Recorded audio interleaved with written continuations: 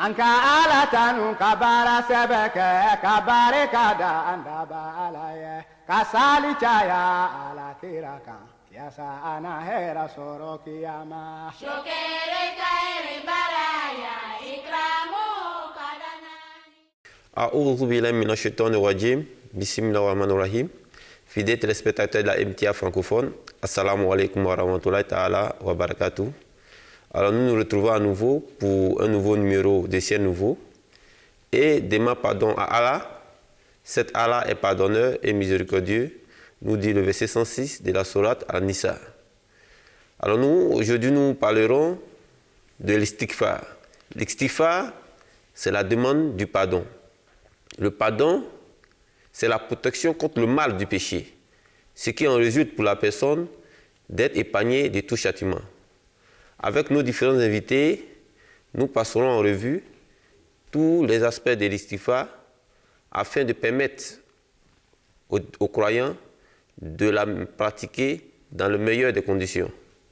J'ai l'honneur de vous présenter nos différents invités. À ma gauche, j'ai Moulabi Zalou Mohamed, salam alaikum wa rahmatullah. Wa alaikum salam. Et juste à côté, nous avons Moulabi Abdou Salam Touré, salam alaikum wa rahmatullah. Wa alaikum salam wa rahmatullah. Merci une fois de plus d'avoir accepté notre invitation. Très rapidement, Moulabi Zalou Mohamed, pour nous parler un peu de la notion de l'istighfar. Merci bien. A'oudhu billahi minash shaitanir rajim. Bismillahir rahmanir rahim. Au nom d'Allah, le gracieux, le tout miséricordieux. D'abord, istighfar, c'est un mot arabe. Istighfar est dérivé du mot ghafara, qui signifie il a couvert ou bien il a protégé. Donc, au-delà de ça, istighfar, dans son premier sens, veut dire demander pardon à Dieu, demander une protection à Dieu et en plus de cela, demander une protection contre les retombées de nos actes. Parce qu'on peut faire quelque chose sciemment ou bien il y a des choses qu'on fait sans s'en rendre compte. Et de toute façon, il y aura des retombées. Donc, on demande à Dieu de nous protéger contre les mauvaises conséquences de ce que nous avons posé comme acte. Et en deuxième lieu, c'est demander à Dieu de nous protéger dans l'avenir. Parce que souvent, il y a des occasions qui se présentent et l'homme, sans s'en rendre compte, fait des péchés ou bien commet des péchés. Donc, l'istighfar prend les deux volets, ce qui est passé et ce qui est à venir. Donc, on demande à Dieu de nous protéger, de nous couvrir dans ce qui est à venir. Et ce qu'on a déjà fait comme péché, on demande à Dieu de nous pardonner et que les conséquences de ces actes ne réjaillissent pas sur nous. Voilà, en quelques bref, la signification étymologique de istighfar. Donc, au-delà de ça, le Saint-Coran fait mention dans les différentes places d'istighfar, l'importance d'istighfar. Par exemple, il y a un verset du Saint-Coran qui dit « Wa qul tustaghfiru rabbakum innahu kana ghafara » qui veut dire « Demandez pardon à votre Seigneur, car votre Seigneur est gracieux, il est pardonnant. » Donc, et au-delà de cela, vous avez dans chapitre 3, verset 136, qui dit « A'oudhu billahi minash shaitanir rajim » والذين إذا فعلوا فاحشة أو ظلموا أنفسهم ذكروا الله فاستغفروا لذنوبهم ومن يغفر الذنوب إلا الله ولم يصروا على ما فعلوا وهم يعلمون. C'est la traduction est comme suite. Et ceux qui, après avoir commis une action immorale ou s'être fait du tort, se souviennent d'Allah et lui demandent de leur pardonner leurs péchés. Et qui peut pardonner les péchés sinon Allah? Et qui ne s'abstiennent pas sciemment de ce qu'ils ont fait. Donc, quand vous faites quelque chose et qu'après vous vous en rendez compte que ça, je ne devrais pas le faire, ou bien par erreur, je me suis mis là-dedans, automatiquement, vous repentez, vous demandez à Dieu de vous pardonner. Et vous ne persistez pas dans cette erreur-là. Donc, une fois que vous savez que non, c'est quelque chose de mauvais, donc vous vous retenez et vous demandez à Dieu de ne pas vous punir ou bien pour que ce que vous avez fait ne retombe pas sur vous et qu'il vous protège aussi dans l'avenir pour ne pas revenir sur les mêmes choses. Voilà, en quelques mots, la signification de l'istighfar.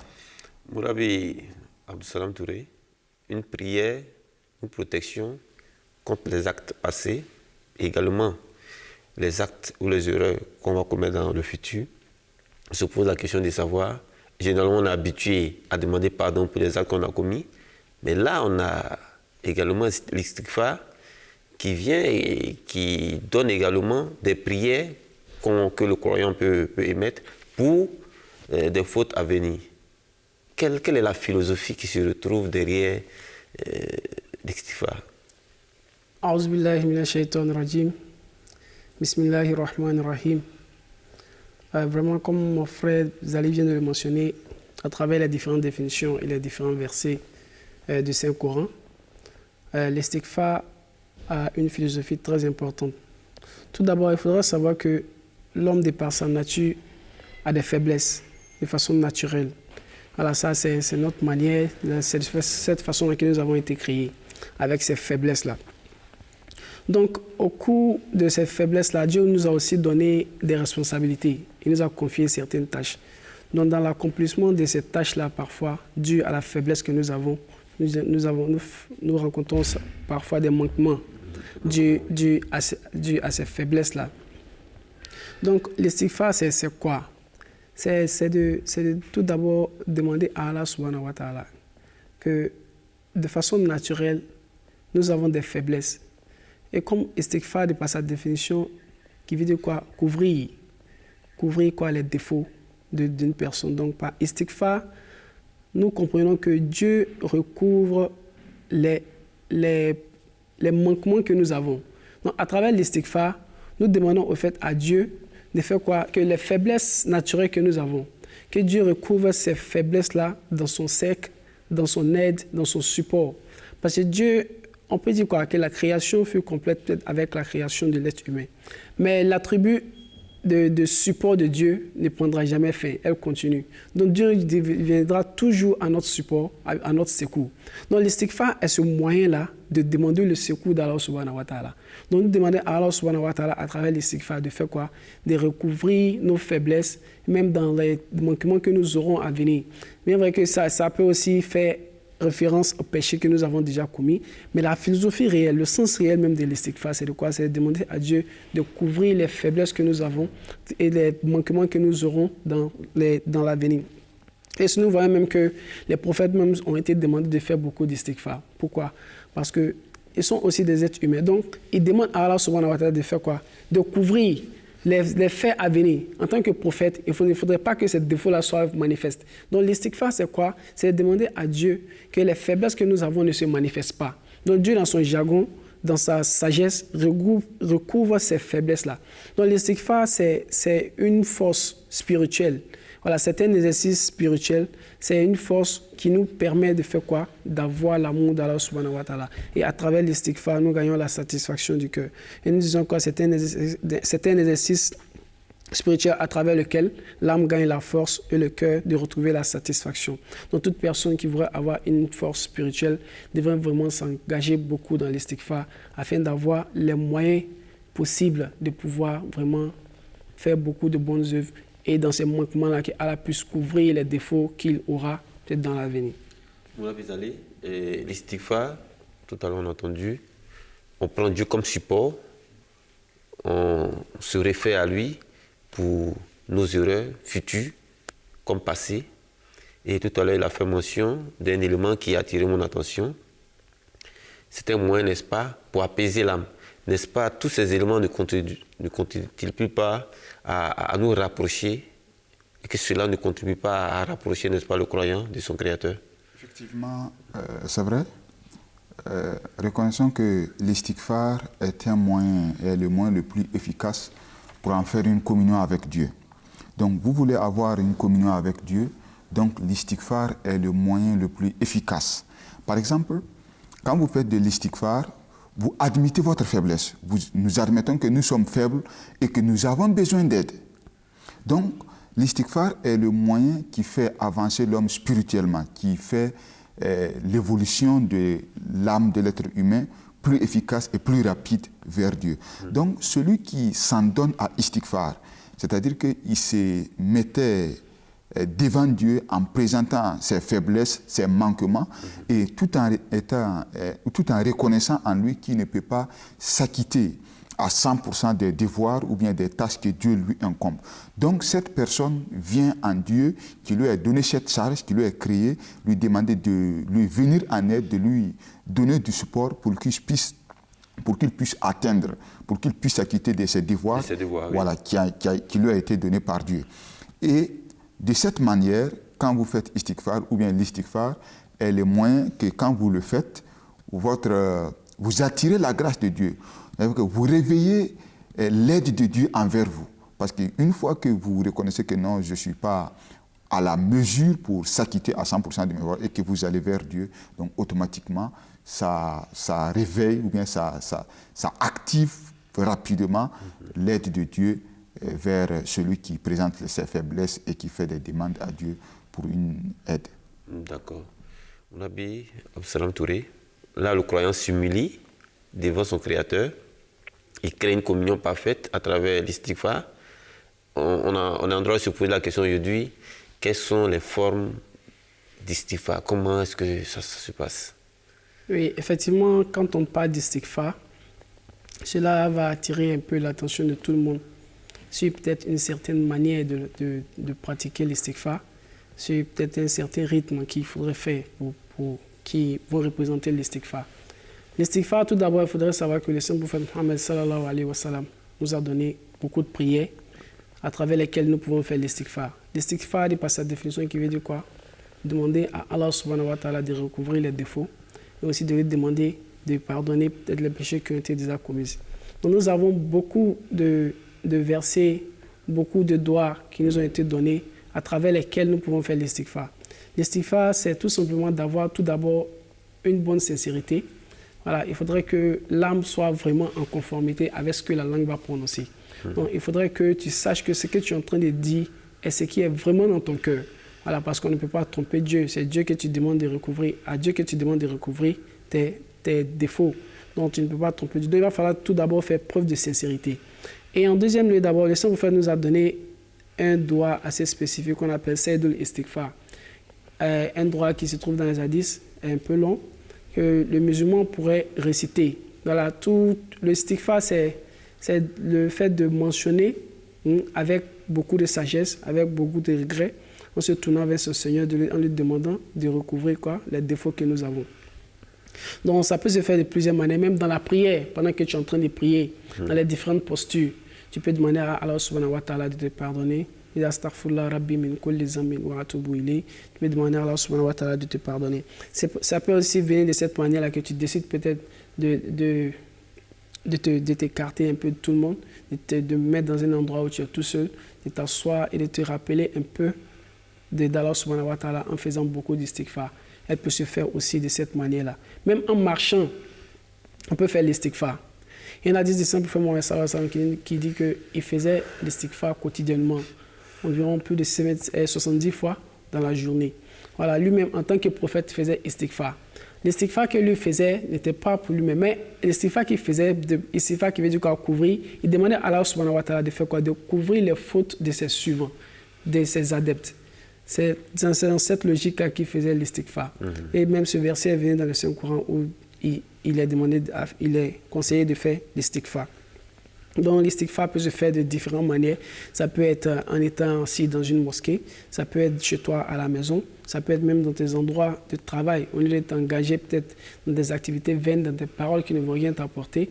Je pense que si tu fais de cela une habitude, de demander pardon à Allah subhanahu wa ta'ala, de demander à Allah de recouvrir tes défauts, de demander à Allah de couvrir tes péchés, je pense que ce sont les meilleures manières pour nous de pouvoir nous rapprocher d'Allah subhanahu wa ta'ala. Comme le frère Zali vient de le dire, que l'istighfar est un moyen qui nous rapproche beaucoup plus d'Allah subhanahu wa ta'ala. Étant l'objectif principal de notre création, c'est d'être toujours, d'avoir l'amour d'Allah subhanahu wa ta'ala. Donc l'istighfar ici nous a été donné comme une force. Voilà, c'est un peu comme les moyens qui nous ont été donnés afin de pouvoir nous rapprocher beaucoup plus de la spiritualité.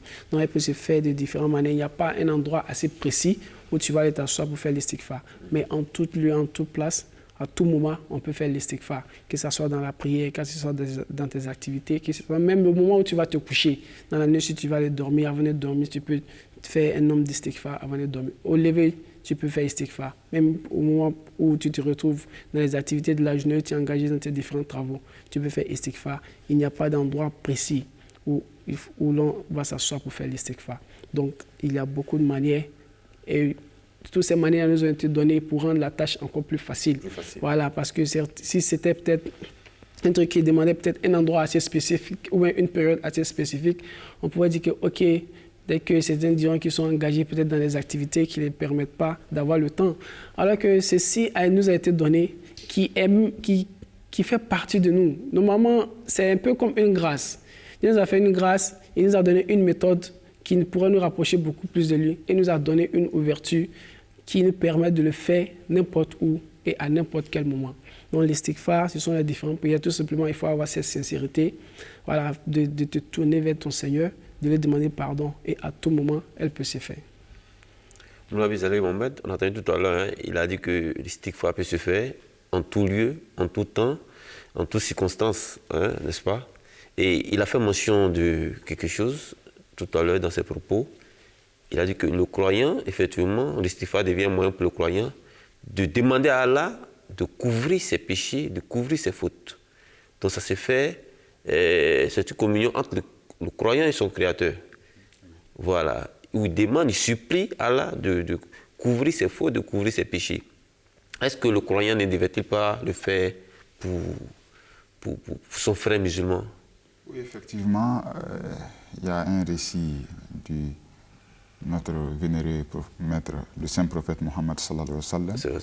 Il dit que celui qui couvre les fautes ou bien les défauts de son confrère musulman, le jour du jugement, Dieu couvrira ses fautes aussi. Ah oui. Maintenant, vous voyez, c'est un enseignement pour ne pas encourager le mal, parce que j'ai vu celui-là qui fait ça, donc je dois le divulguer.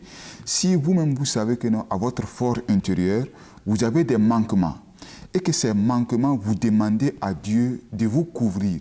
Donc, c'est dans ce même volet-là, vous devrez aussi être prêt à couvrir, à ne pas exposer les autres.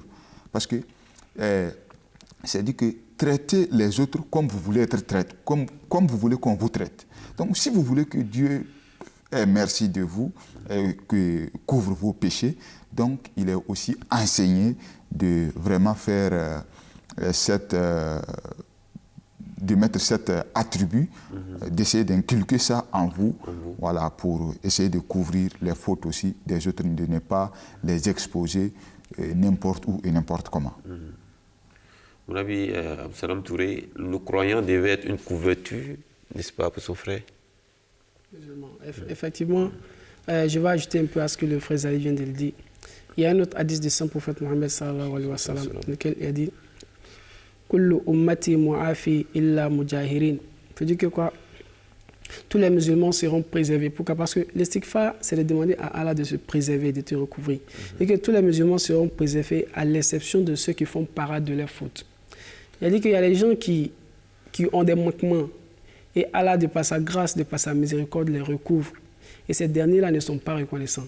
Ah oui. Ils se permettent, après ces actes-là, après cette faveur qu'Allah les a fait, ils se permettent eux-mêmes, voilà, d'être orgueilleux, voilà, parce que personne ne les a vus. Ils se permettent eux-mêmes de divulguer les méfaits qu'ils ont eu à faire, oui, les mauvaises manières qu'ils ont eues, et Dieu les a recouvrées. Ils se permettent eux-mêmes de se faire voir avec, parce qu'ils sont contents pour eux, c'est quelque chose de bon. Dieu dit que ces derniers-là n'auront pas la préservation d'Allah. Ces derniers-là n'auront pas le pardon d'Allah. Parce que tu as fait quelque chose et Allah t'a couvert. Pourquoi devrais-tu toi-même encore aller l'exposer? Voilà, bon, vraiment, c'est un acte qui n'est pas encouragé. Voilà, aussi, il y a un autre hadith du saint prophète Mohammed sallallahu alayhi wa sallam qui dit qu'au jour du jugement, il y a certaines personnes, Dieu mettra un voile entre lui. Il aura une conversation privée avec Dieu. Et Dieu mettra une voile entre lui et les autres personnes. Et Allah va converser de façon personnelle avec lui en lui disant que tu as fait ceci, tu as fait cela sur la terre et moi je t'ai couvert. Et la personne dira oui, effectivement.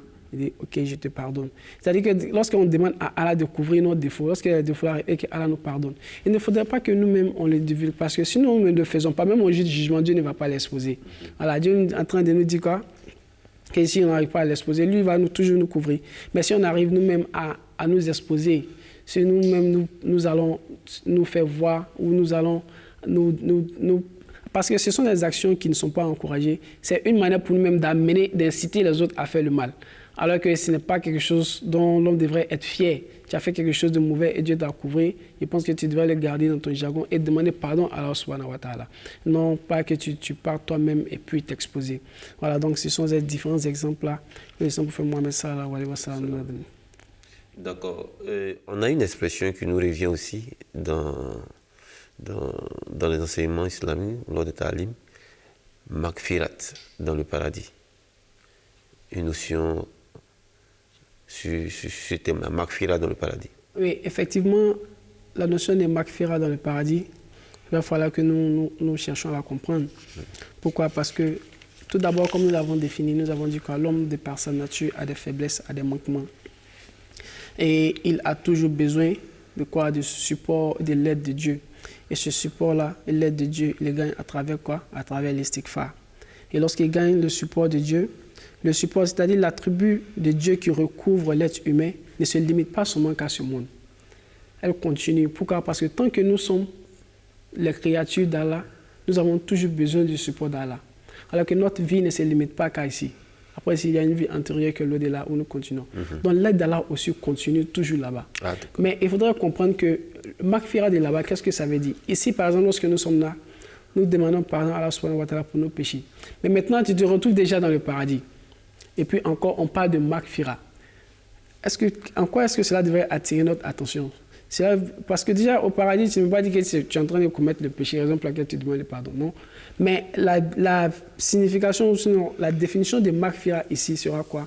C'est de demander à Allah subhanahu wa ta'ala de t'amener à un stage encore plus élevé. Pourquoi? Parce que dans le paradis, nous avons différents stages. Et l'homme, de façon naturelle, lorsque tu te retrouveras à un stage du paradis, et que tu verras qu'il y a un autre stage qui est encore plus élevé que toi, tu auras toujours cette envie-là de faire un progrès et d'arriver à ce stage-là. Donc le Maghfirat ici veut dire quoi? Tu demandes à Allah subhanahu wa ta'ala de t'élever du niveau spirituel dans lequel tu te trouves au niveau supérieur. Raison pour laquelle le Saint-Prophète Mohammed sallallahu alayhi wa sallam lui-même a été demandé de faire Maghfirat.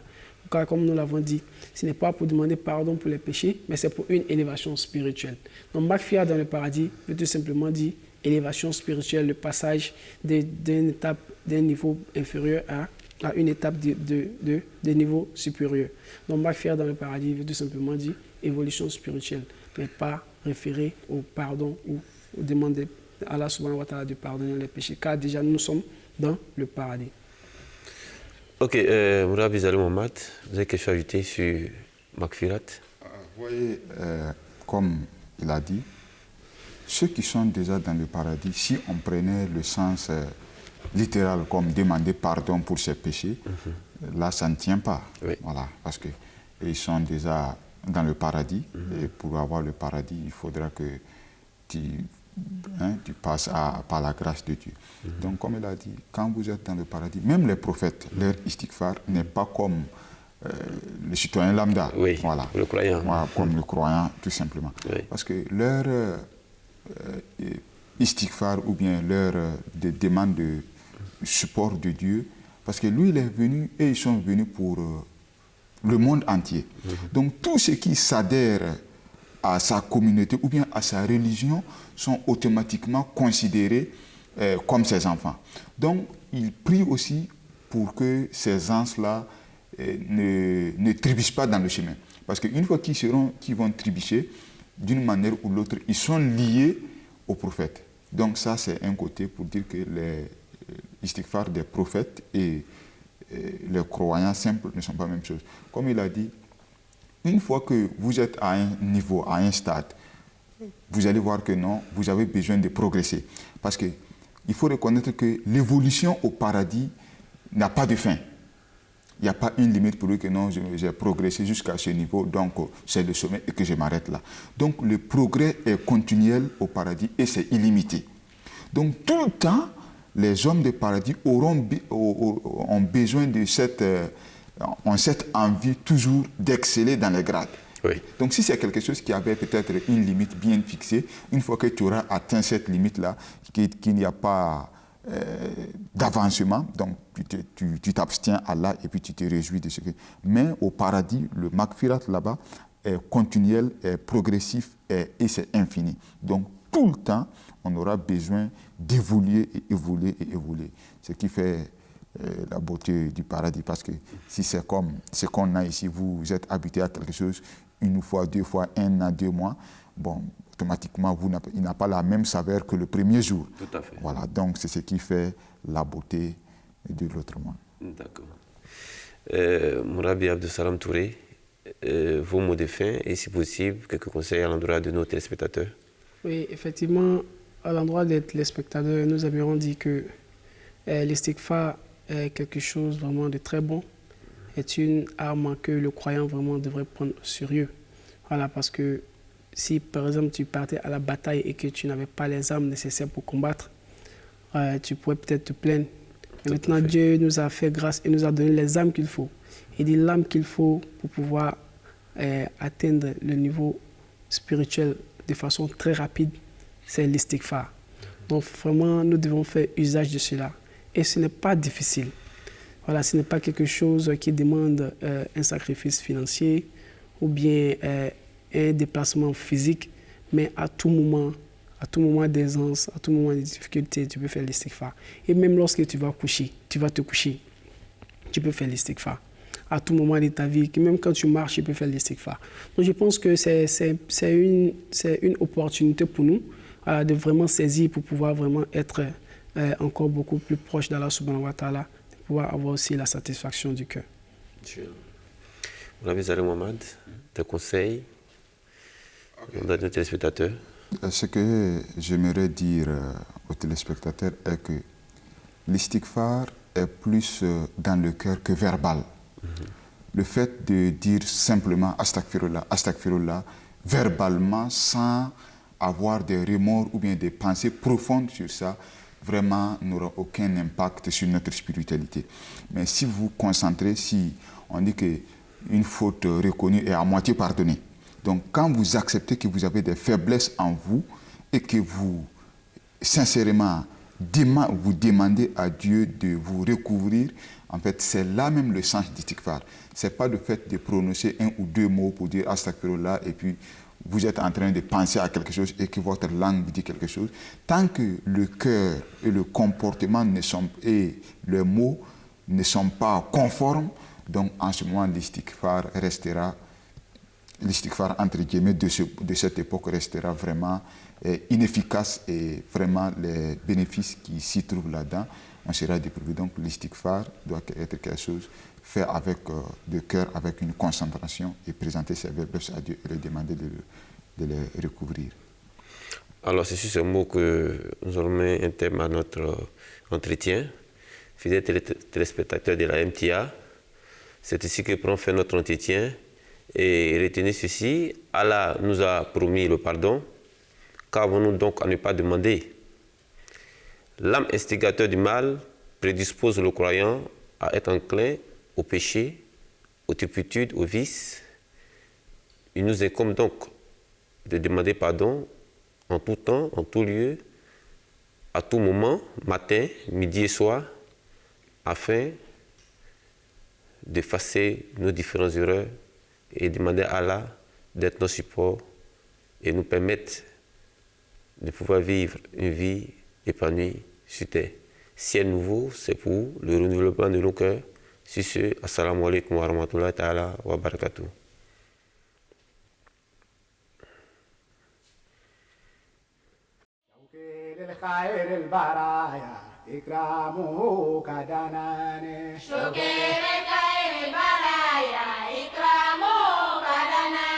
Anka ala tanu kabara sebeke kabare kada anda balaye kasali chaya ala tirakan yasa ana hera soro kiyama shokere kaere baraya ikramu